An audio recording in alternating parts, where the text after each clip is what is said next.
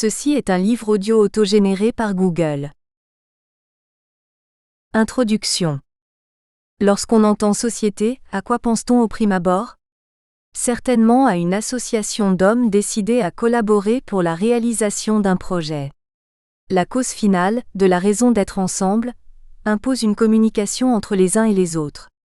On y parvient de diverses manières, et selon de multiples modalités pour son propre épanouissement. L'association familiale permet de fonder une famille et de vivre toute sa capacité relationnelle dans le don de soi à l'autre. Le but est d'abord l'autre qu'on veut rendre heureux pour l'être soi-même. Dans les associations professionnelles, on travaille ensemble pour la protection et la défense des intérêts de la corporation et par ricochet de ses propres intérêts.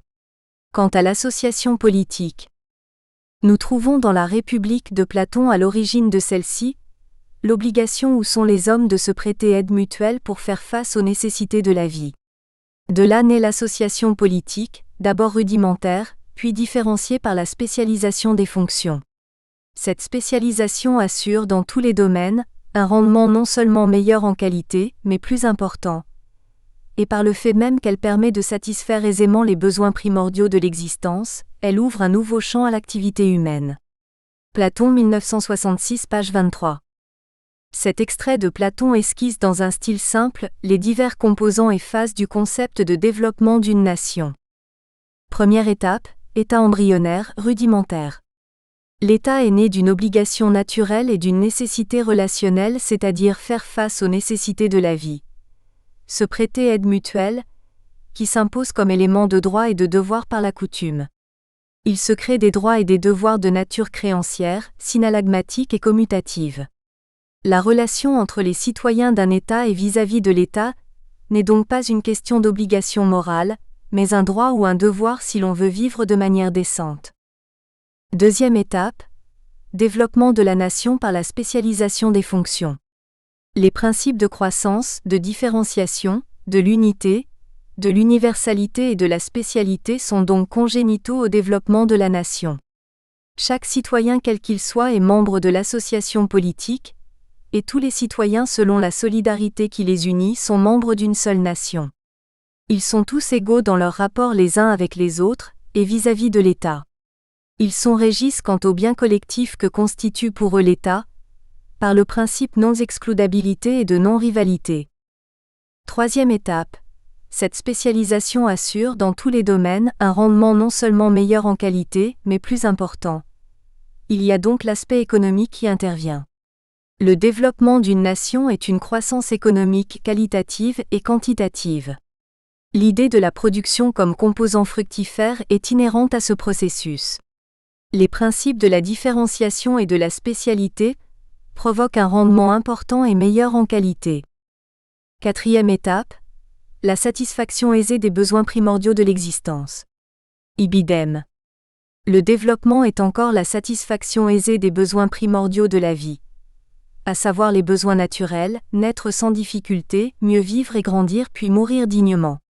Cela suppose un accouchement sans difficulté, sans mortalité enfantine et maternelle, une alimentation équilibrée et en qualité, des moyens de protection, logement, habillement et conservation de sa vie, soins corporels et défense de soi, également vivre pleinement et de façon heureuse les différentes phases de sa croissance. Enfance, pour être entouré des soins et de l'attention de ses parents, adolescence, pour avoir une certaine liberté des apostrophes, action et de choix, une éducation et une formation professionnelle garantie tout en étant sous la garde de ses parents, adulte pour assurer pleinement ses responsabilités parentales et maritales ou selon le choix de vie, et avoir la garantie d'une vie professionnelle bien accomplie. Cinquième étape, la spécialisation ouvre un nouveau champ à l'activité humaine, ibidem.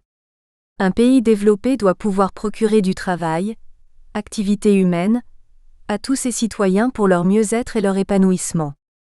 Le développement économique est par conséquent complémentaire du développement humain, qui instaure une harmonie sociale de paix.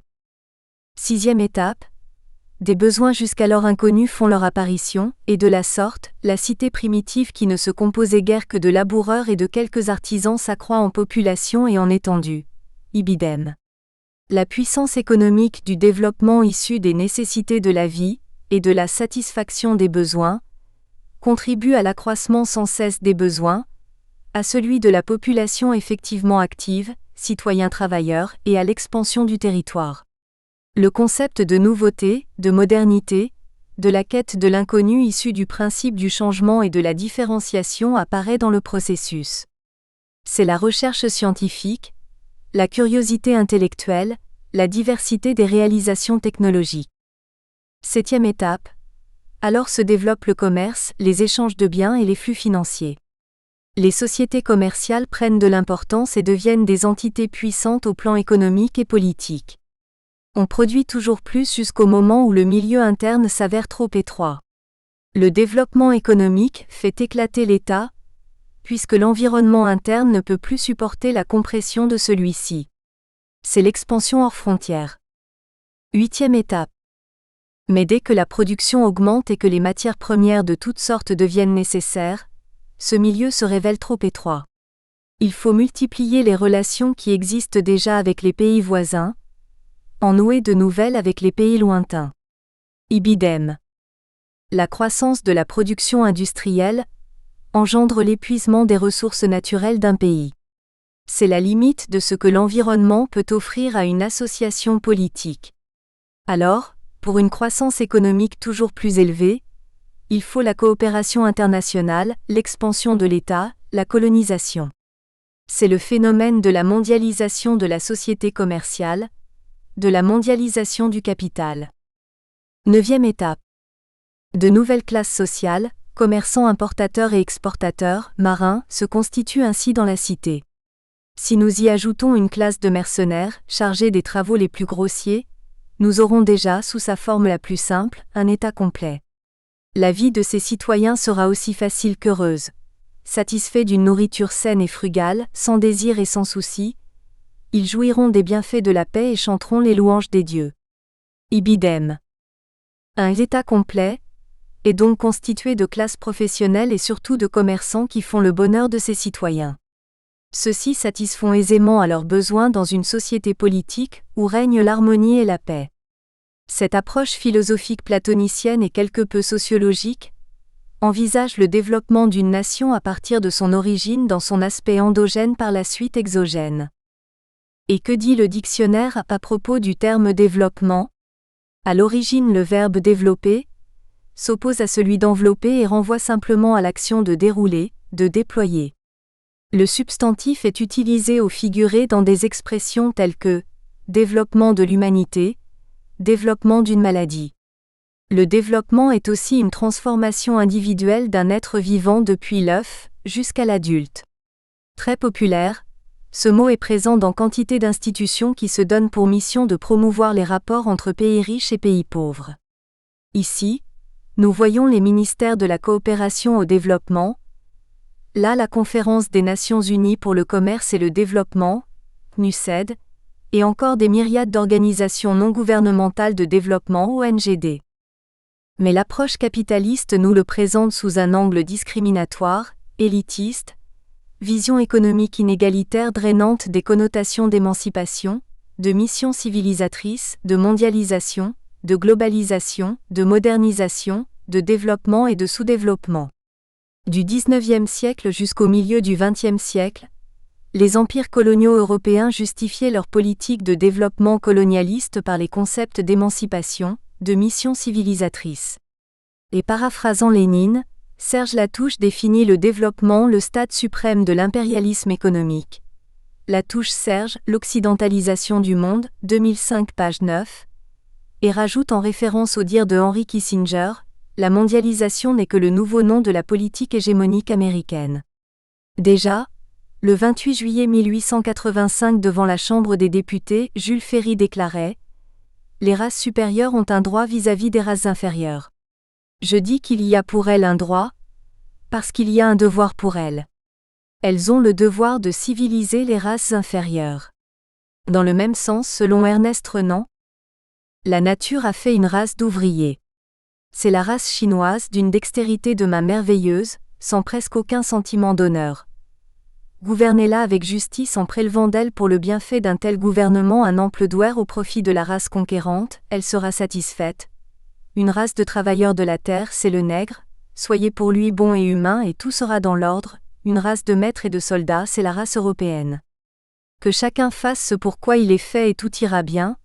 Ernest Renan, La réforme intellectuelle et morale, 1871. Devenus puissants économiquement, les États européens se sont entendus pour le contrôle en Afrique des gisements de matières premières indispensables à leurs industries. Et masqués sous le couvert d'une mission civilisatrice, la France, l'Angleterre, l'Allemagne, la Belgique, l'Espagne, le Portugal et l'Italie se sont partagé l'Afrique à la conférence de Berlin en 1885. Une violence sans pareille s'était alors abattue sur le continent, et qui a poussé Jean-Paul Sartre à écrire « La violence coloniale ne se donne pas seulement le but de tenir en respect ces hommes asservis, elle cherche à les déshumaniser. Rien ne sera ménagé pour liquider leurs traditions, pour substituer nos langues aux leurs, pour détruire leur culture sans leur donner la nôtre. On les abrutira de fatigue. Dénourris, malades, s'ils résistent encore, la peur terminera le job. On braque sur le paysan des fusils, viennent des civils qui s'installent sur sa terre et le contraignent par la cravache à la cultiver pour eux. » Fanon Frantz, Les damnés de la terre, 2002, pages 23 à 24, 33. Il s'agit là d'une véritable entreprise de sous-humanisation, de sous-développement des nations africaines par le fait de la croissance des sociétés commerciales européennes. Et Frantz Fanon dans son analyse n'a pas hésité à écrire. Il demeure toutefois évident que pour nous la véritable désaliénation du noir implique une prise de conscience abrupte des réalités économiques et sociales. S'il y a complexe d'infériorité, c'est à la suite d'un double processus. Économique d'abord. Par intériorisation ou mieux, épidermisation de cette infériorité ensuite.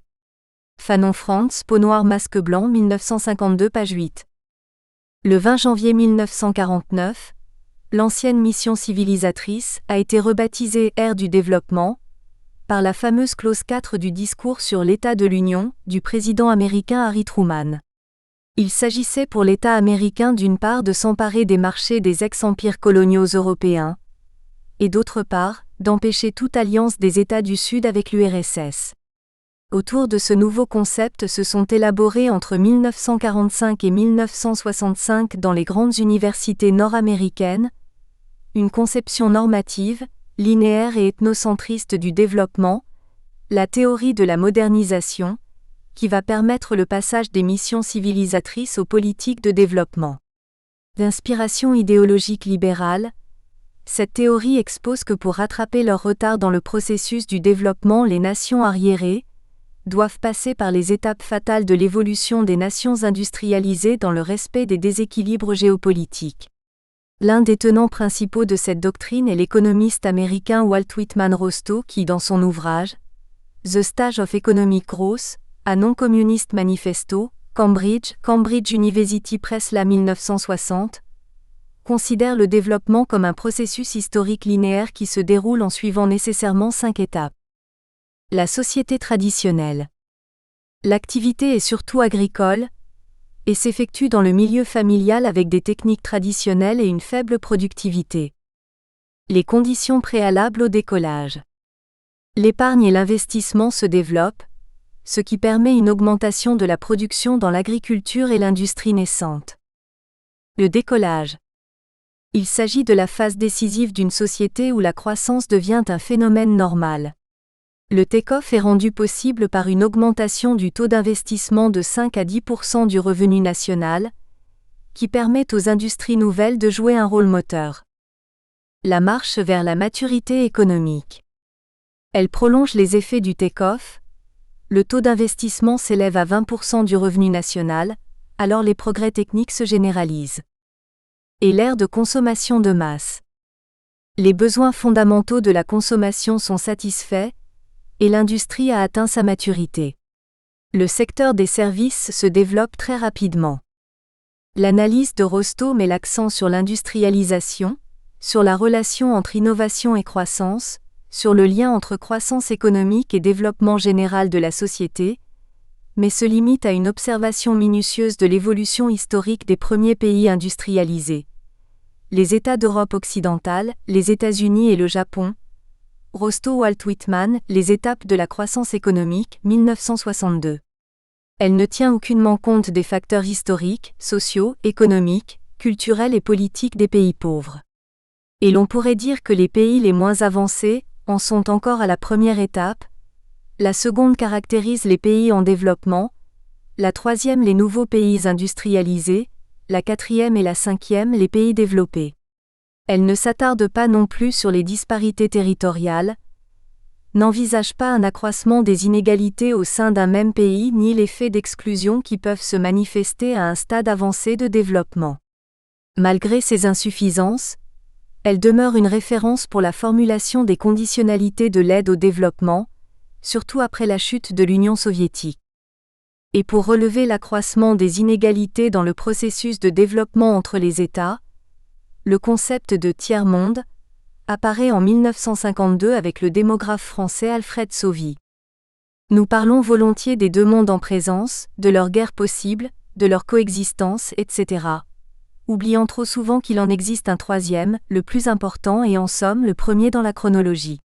C'est l'ensemble de ceux que l'on appelle, en style Nations Unies, les pays sous-développés. Ce qui importe à chacun des deux mondes, c'est de conquérir le troisième ou du moins de l'avoir de son côté. Et de là viennent tous les bouleversements de la coexistence. Sauvy, Trois mondes, une planète, 1952. Prenant alors le contre-pied de la théorie moderniste, la théorie de la dépendance voit le jour avec les travaux de Jean-Philippe Peymans, de Samir Amin et André Gunder Frank, dans les années 1970 après les indépendances sous l'influence du courant marxiste et anti-impérialiste qui, par son constat, relevait que la libéralisation et la capitalisation des marchés des pays du Sud, la périphérie, ne faisaient en fait qu'accentuer la dépendance de ces pays par rapport aux pays du Nord industrialisés, le centre, et faisant du décollage un terme illusoire. Selon Jean-Philippe Peymans, les causes internes du sous-développement sont bien subordonnées aux causes externes. Les pseudo-bourgeoisies du Sud ne sont que des instruments de l'impérialisme, et ce sont les métropoles du centre qui décident de la place occupée par les périphéries dans le système international. PEMANS Jean-Philippe, le rôle de la modernisation dans les rapports entre impérialisme, capitalisme et développement 2007, page 54. Pour Samir Amin, l'un des grands tenants de cette approche. La théorie du développement inégal prétend expliquer autrement, c'est-à-dire par la dynamique d'ensemble du système, la reproduction de l'inégalité d'une phase à l'autre. Elle insiste donc sur la polarisation du système, c'est-à-dire simultanément sa condensation autour du ou des noyaux centraux d'une part, et la constitution autour de ce ou ces noyaux d'une nébuleuse de satellites qui ne sont pas en voie de condensation d'autre part. Dans un autre langage, développement et sous-développement sont liés organiquement. Amin Samir, La déconnexion pour sortir du système mondial, 1986 page 20, page 26 à 27. Ainsi pour les défenseurs de cette approche, l'expansion du capitalisme aboutit inévitablement à l'impérialisme, l'exploitation, l'asservissement et l'aliénation des peuples et des nations économiquement peu solides. Ils préconisent comme solution la rupture avec la division internationale du travail et avec le système capitaliste mondial. Au milieu des années 1970, Immanuel Wallerstein rejette la notion de tiers-monde et met l'accent sur un seul monde connecté par un réseau complexe de relations d'échanges économiques et commerciaux et formant ce qu'il appelle un système-monde. L'unité d'analyse appropriée pour comprendre les relations de pouvoir au sein du système international est l'économie monde capitaliste stimulée par la quête de l'accumulation du capital et tendant à l'expansion géographique. Dans la mesure où le capitalisme est centré sur un processus auto-entretenu, aucune activité ou transaction sociale ne se trouvait par nature à l'abri d'une intégration possible à ce processus. C'est pourquoi l'on peut dire que le développement historique du capitalisme a impliqué un mouvement irrépressible de transformation de toute chose en marchandise, une véritable marchandisation du monde. Page 16. Le capitalisme est manifestement absurde. On y accumule le capital sans autre but qu'une accumulation supplémentaire de capital. Page 41. Wallerstein Immanuel, Le capitalisme historique, 1990. La polarisation de l'économie monde, centre, région de production et périphérie, région de consommation, renforcée par l'échange inégal et fondée sur la capacité du centre à utiliser le pouvoir politique et la force pour fixer les prix des transactions. Malgré la théorie de la modernisation qui s'impose comme grille d'analyse dominante dans les arènes des décisions politiques internationales à tous les niveaux, l'économie monde continue d'être une réalité de fait. Dans les années 80, un nouveau discours de développement met l'accent sur les impératifs salutaires de la mondialisation des marchés avec ses recettes de bonne gouvernance, de participation de la société civile, toute technique à déposséder les États périphériques de toute autonomie en matière économique et politique. Cette doctrine globaliste vise à fonder de nouveau l'État autour des critères de fonctionnement du marché. La Banque mondiale y a joué un rôle central. Mais pour l'Assemblée générale des Nations unies, le problème est dorénavant: comment renouer avec la croissance de façon à faire reculer les inégalités et la pauvreté sans détériorer l'environnement légué aux générations futures? En 1987, dans le rapport Brundtland, Notre avenir à tous, la Commission mondiale sur l'environnement et le développement présidée par Madame Brundtland et mise en place pour la circonstance par l'Assemblée générale des Nations unies, définit à nouveau ce concept.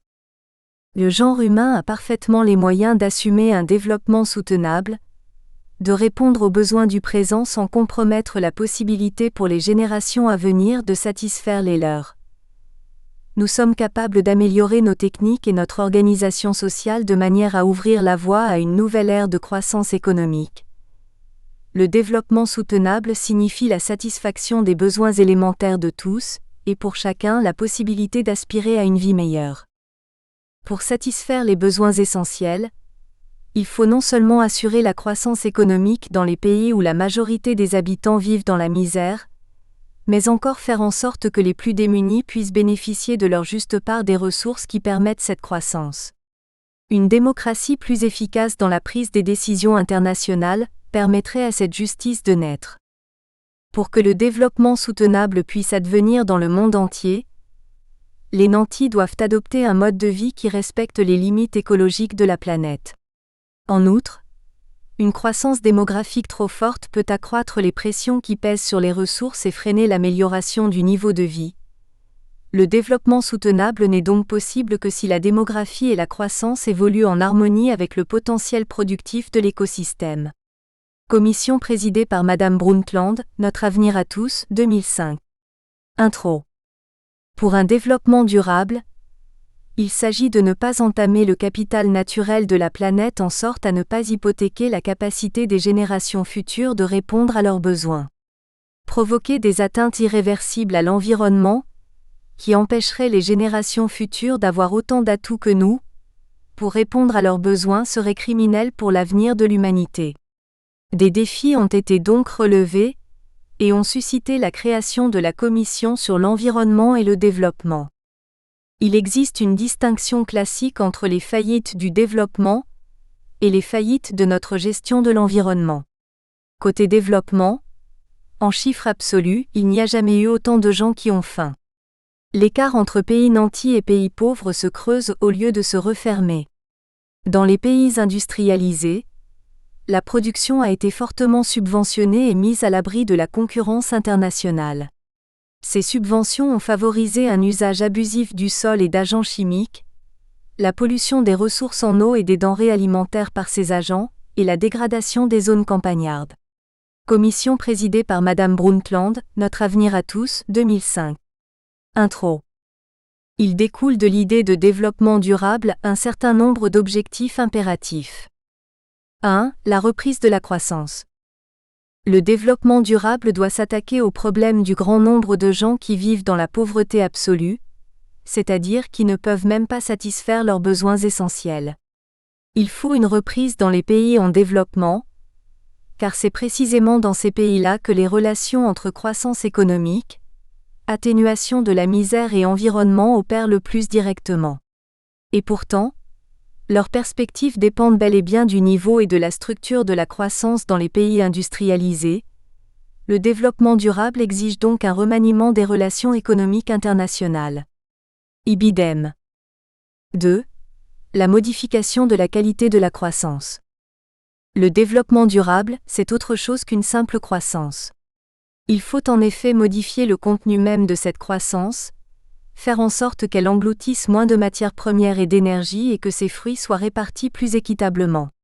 Par exemple, le chiffre des bénéfices tient rarement compte du manque à gagner provoqué par la dégradation de la forêt. Quel que soit le pays, développé ou en développement, il faut, lorsqu'on mesure la croissance économique, tenir pleinement compte de l'amélioration ou de la détérioration des réserves de ressources naturelles. Ibidem. 3. La satisfaction des besoins essentiels. La satisfaction des besoins et aspirations de l'homme est évidemment l'un des objectifs de l'activité productrice. Le principal défi sera de répondre aux besoins et aspirations des populations croissantes des pays en développement. Le besoin primordial est de survivre, c'est-à-dire de travailler, et d'assurer aux familles pauvres un minimum de pouvoir d'achat. Dans le tiers-monde, l'incapacité de répondre à ces besoins est l'une des principales causes de maladies transmissibles. La croissance démographique et l'exode rural risquent encore d'aggraver ces problèmes. Ibidem. 4. La maîtrise de la démographie. Développement durable et dynamique démographique sont intimement liés. Il ne s'agit pas d'une simple question de nombre total d'habitants. Le développement durable est plus facile lorsque la population se stabilise à un niveau compatible avec les capacités de l'écosystème. Il importe donc de ralentir rapidement la croissance démographique, notamment dans les régions où les taux continuent de progresser, comme en Afrique. Dans les pays industriels, c'est le développement économique et social qui a fait baisser le taux de natalité. Ibidem. 5. La préservation et la mise en valeur de la base de ressources.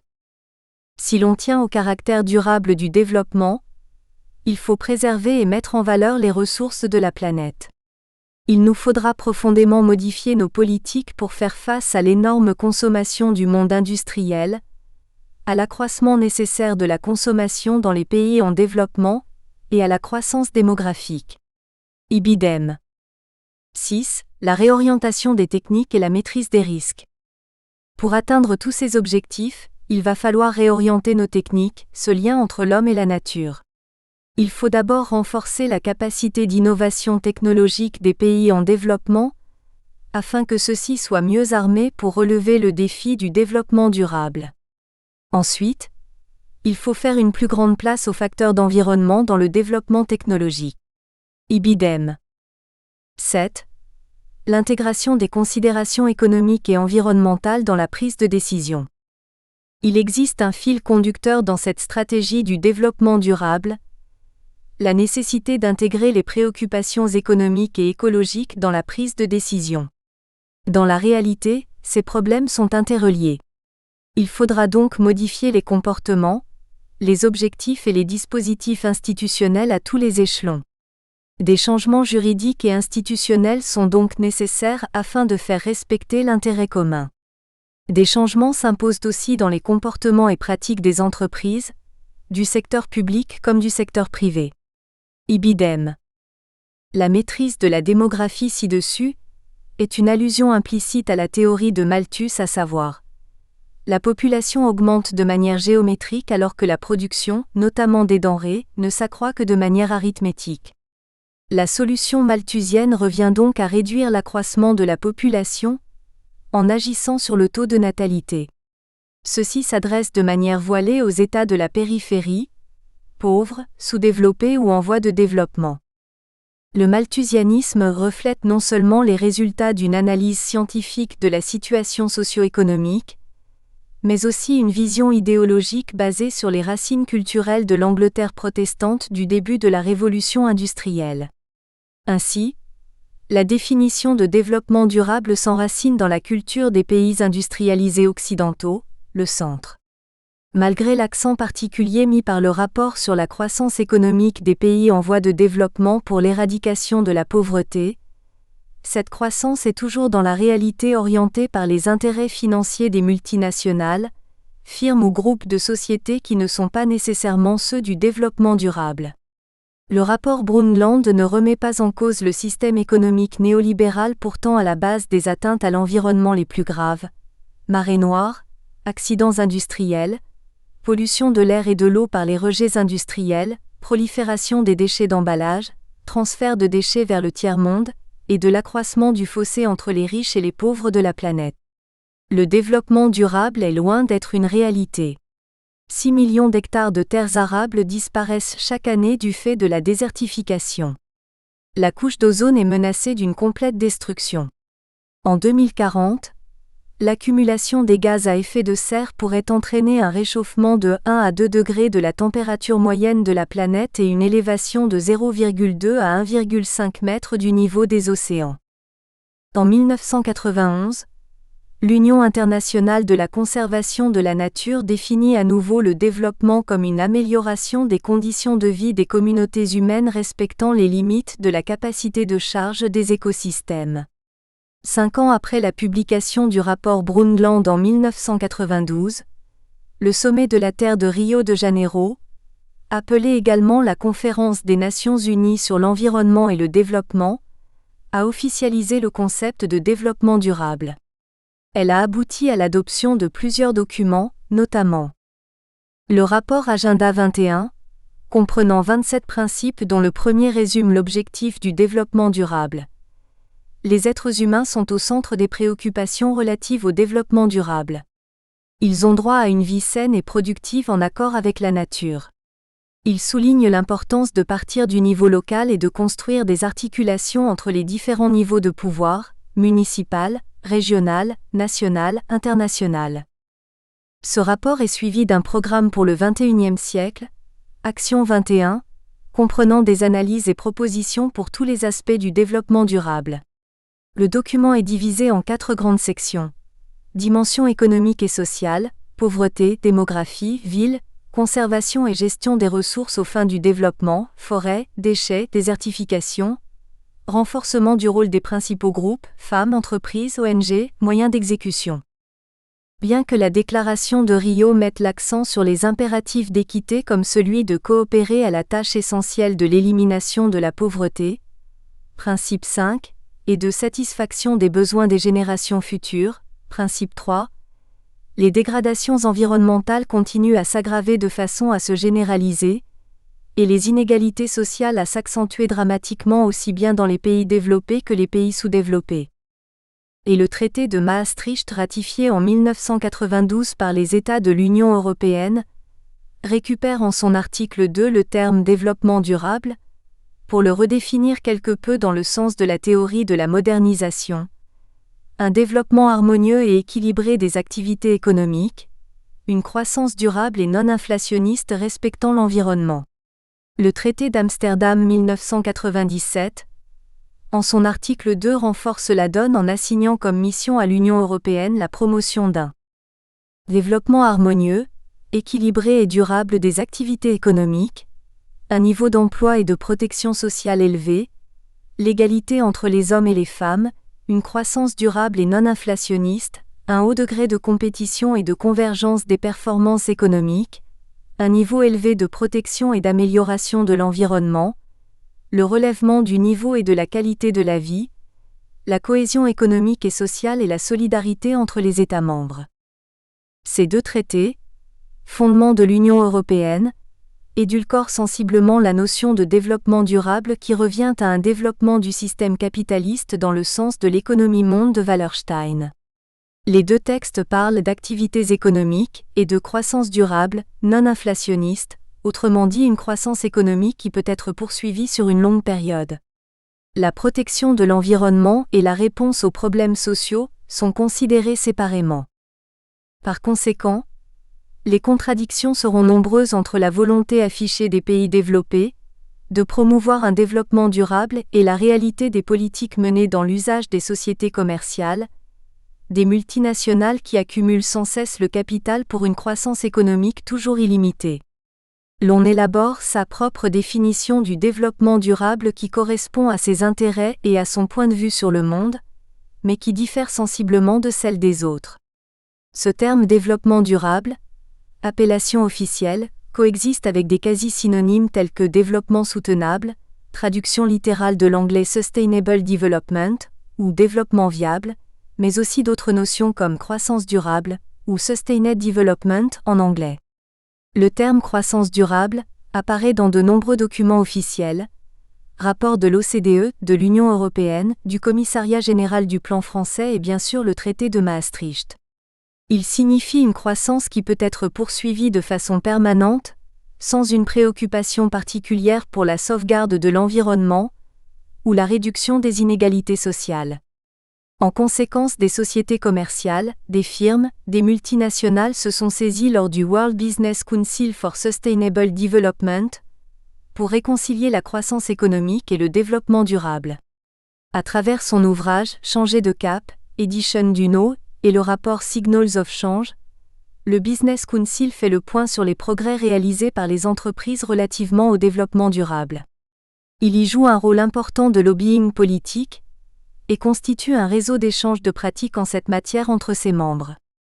La Chambre de commerce internationale, CCI, s'est également engagée en faveur du développement durable en établissant en 1991 la Business Charter for Sustainable Development qui comprend 16 principes relatifs notamment à la transparence des informations fournies par les entreprises quant à l'impact de leurs activités sur l'environnement et sur les efforts entrepris pour réduire celui-ci. Les entreprises qui engagent dans le développement durable vont selon le Business Council dans le sens d'un regard holistique de leurs activités par rapport à l'environnement. Elles prennent notamment en compte tous les stades de vie d'un produit y compris les déchets, et sont ouvertes à la discussion avec les autres acteurs concernés comme les clients, les ONG, les travailleurs. Souvent elles développent une approche win-win-win, c'est-à-dire environnement gagnant-gagnant, entreprise gagnante, gouvernement gagnant, dont sont exclus les syndicats et par voie de conséquence les travailleurs. En somme, le développement est une véritable problématique qui s'entend de plusieurs points de vue. La vision capitaliste s'impose actuellement à l'humanité dans l'économie monde, où l'accumulation illimitée du capital domine. Certains sont alors destinés au développement, et d'autres au sous-développement. La société commerciale étant l'outil fondamental de cette accumulation, pourrait-elle jouer véritablement un rôle dans le développement des nations pauvres, des pays sous-développés dans le sens où ceux-ci voudraient l'entendre, à savoir la satisfaction des besoins des générations présentes, sans compromettre les possibilités offertes aux générations futures de satisfaire les leurs. Autrement dit, la société commerciale peut-elle être un pôle de développement dans le sens où certains hommes politiques des pays pauvres, pays en développement ou pays sous-développés voudraient l'entendre? Qu'est-ce qu'un pôle de développement? Le dictionnaire Larousse définit le pôle de développement comme une région industrielle ou un secteur d'activité exerçant un rôle d'entraînement sur le développement de l'économie. Il s'agit là d'une croissance économique à partir d'un centre dynamisant, autrement dit le développement ici s'entend dans un sens capitaliste où la protection de l'environnement et les problèmes sociaux sont ignorés. Mais certainement, ces hommes politiques des pays sous-développés le comprennent non seulement dans le sens d'une croissance économique, mais aussi dans le sens d'une sortie de la pauvreté où chaque citoyen pourrait satisfaire aisément ses besoins, vivre en paix et en harmonie avec ses voisins et permettre aux générations futures d'en faire autant. Est-ce que la satisfaction des besoins par le fait des sociétés commerciales procure une qualité de vie, l'harmonie et la paix sociale? Y a-t-il une limite à cette satisfaction des besoins pour parler d'un développement humain véritable? Ou devons-nous envisager uniquement le développement des nations dans le sens économique, sens de l'accumulation des biens ou d'une satisfaction illimitée? La société commerciale comme pôle ou plutôt instrument de développement se définit juridiquement à l'article 5 AUS-CGIE. La société commerciale est créée par deux ou plusieurs personnes qui conviennent, par un contrat, d'affecter à une activité des biens en numéraire ou en nature, dans le but de partager le bénéfice ou de profiter de l'économie qui pourra en résulter. Les associés s'engagent à contribuer aux pertes dans les conditions prévues par le présent acte uniforme. Créée par le contrat et instituée comme personne morale, elle est dotée d'une puissance d'action intrinsèquement liée à une entreprise réalisatrice de ses objectifs. Elle possède en elle-même ses propres moyens de dynamisme et de croissance. Elle a pour premier objectif le profit et le partage des bénéfices, composant de sa nature profonde qui la distingue des autres associations et notamment de l'association politique. Elle est régie comme celle-ci, et doublement par le principe de spécialité en tant qu'association spécialisée dans le commerce avec un objet précis de commerce. Les principes de la croissance, de la différenciation de l'unité, de l'universalité, de la spécialité, de la non-excludabilité et de la non-rivalité sont également congénitaux au développement de la société commerciale. Chaque associé jouit du profit que lui procure la solidarité des autres membres, et tous sont égaux dans leur rapport et vis-à-vis de celle-ci.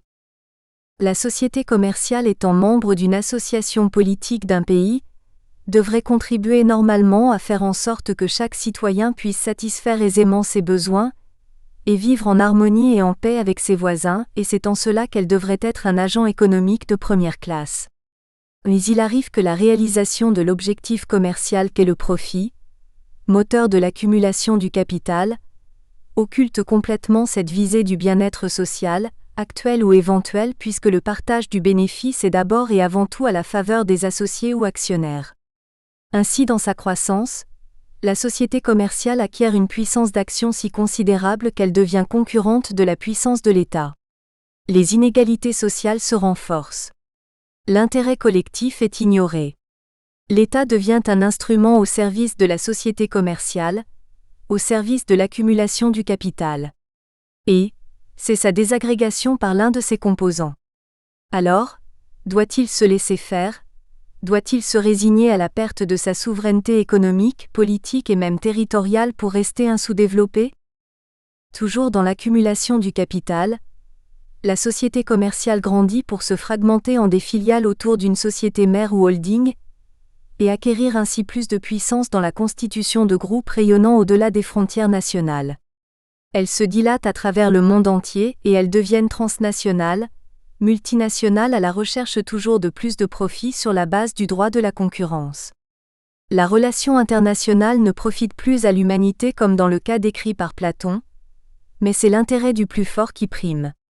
C'est la mondialisation du capital, du profit, de l'inégalité sociale, de la division du monde en pays riches industrialisés et pays pauvres sous-développés en G77 ou pays du tiers-monde en G8 ou pays les plus industrialisés du monde.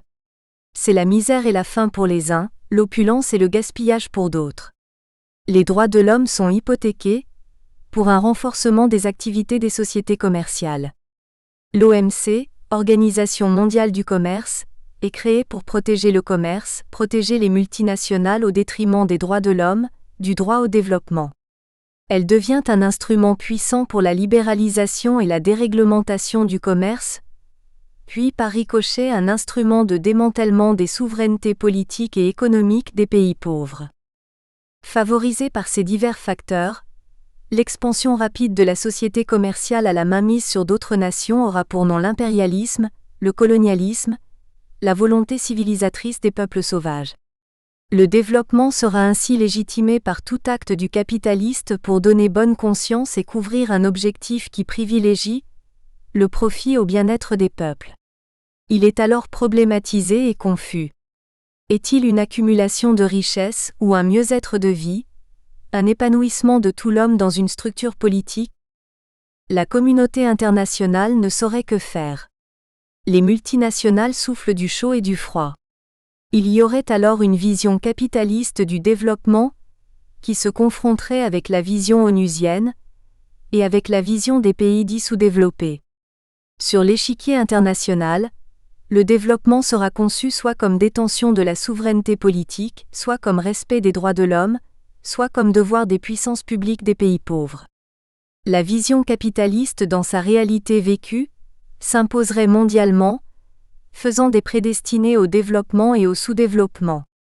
En conséquence, les multinationales seraient-elles des pôles de développement pour les pays industrialisés et riches et des pôles de sous-développement pour les pays pauvres ou les pays les moins avancés ? Mais il faut coûte que coûte se développer. C'est la névrose, la psychose et même la paranoïa de développement. De nos jours, le développement se réduit pour les pays pauvres à la réalisation des objectifs du millénaire se résumant à la satisfaction aisée des besoins primordiaux de l'existence. Mais peut-on aujourd'hui réaliser les objectifs du millénaire, tout en agissant au moyen des sociétés commerciales, à l'accumulation du capital ? À l'ère de la globalisation culturelle où notre monde est devenu un village planétaire, de puissantes sociétés de télécommunications unissent les peuples au moyen du téléphone portable, de l'Internet, des chaînes télévisuelles et de la radio. Celle-ci brasse des milliards de dollars, faisant du développement l'apanage de quelques-uns. Mais est-ce possible d'agir pour un mieux-être, surtout lorsqu'on est un pays pauvre comme le Bénin sous le poids de la mondialisation du capital, sous le poids de la dette extérieure, sous le poids du grand fléau qu'est la corruption? Certes, le téléphone mobile peut constituer un instrument de développement par le fait du rapprochement des ressortissants d'une communauté politique, de la solidarité familiale, de l'accélération des activités de bien-être et d'épanouissement de soi.